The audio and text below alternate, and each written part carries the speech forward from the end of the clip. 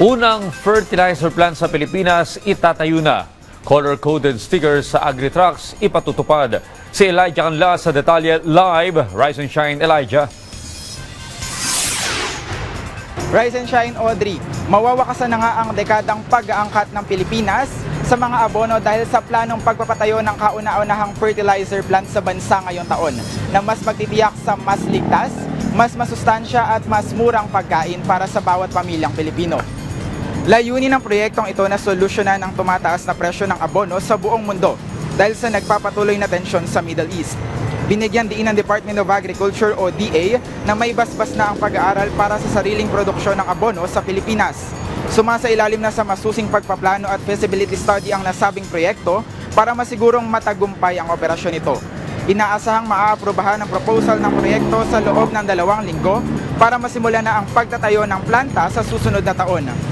Target ng kagawaran na maging operational na ang urea fertilizer plant bago matapos ang 2027. Humihingi naman ng $1 milyong na grant ang DA mula sa Asian Development Bank o ADB para sa pag-aaral ng nasabing pasilidad.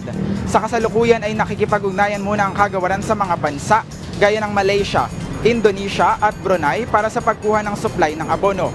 Napakinabangan din ng DA ang 500 milyong piso mula sa Quick Response Fund o QRF para sa pamamahagi ng biofertilizer sa mga magsasaka.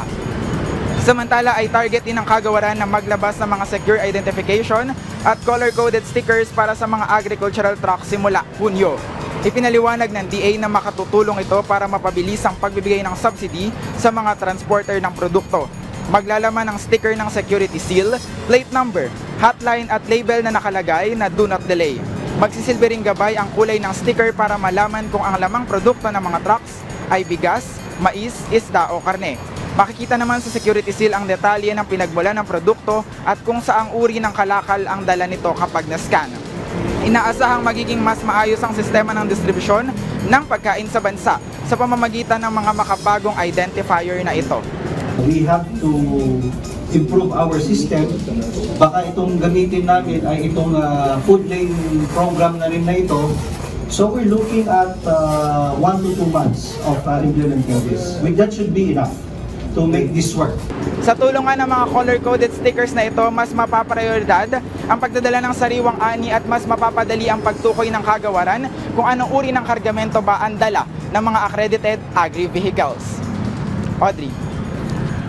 Maraming salamat, Elijah Canlas.